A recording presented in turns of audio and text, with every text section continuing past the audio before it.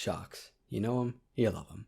Big finned bastards with sharp teeth and an insatiable appetite for puny and weak, yet delectable Homo sapien flesh.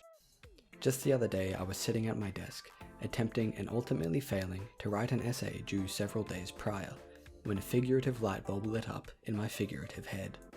If I was simply more shark-like, I could have done this essay ages ago. So how do I go about obtaining shark powers? I reckon my best chance is by getting bitten, like Peter Parker, but in Australia, while surfing, and by a shark. I'm not sure the surfing part is necessary, but it just kinda feels right. Sharks, however, are not very good with table manners, and often bite a bit more than just the back of your hand.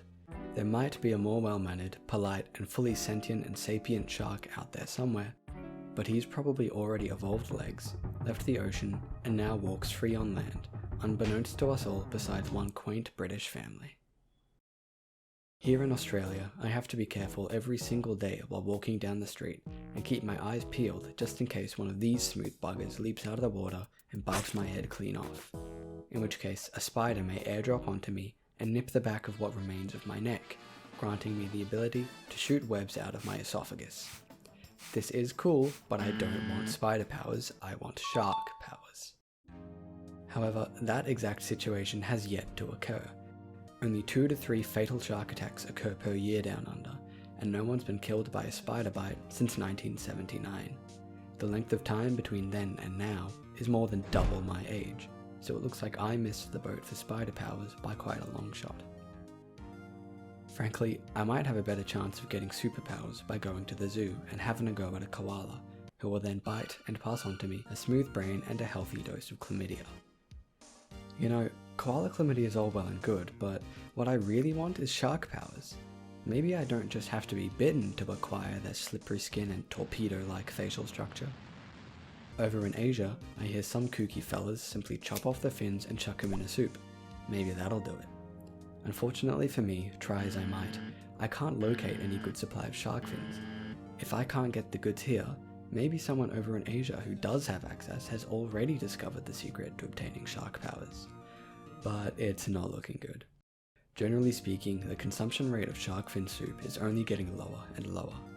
There are places where it seems to be growing in popularity, like in Thailand, but in countries where it's been part of the traditional cuisine for God knows how many years, like China and Taiwan, fewer and fewer people are willing to consume it.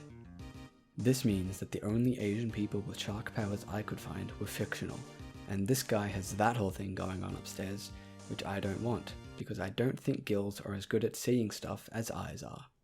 You know, I'm starting to think that sharks don't want to give me their powers, which is unfair, because we humans provide them with a whole bunch of free stuff. You know what? They can keep their sharky secrets to themselves. After doing a bit of research, I found that the only powers I might even get from them are growing a pair of whatever the hell these are, and an extraordinarily large mouth like the one on this bloke. I will admit that this is rad as hell, but it does look a bit weird. And all I even want these shark powers for is to help me write this damn essay. Maybe I'm just looking at this wrong. Maybe shark powers wouldn't actually help me at all.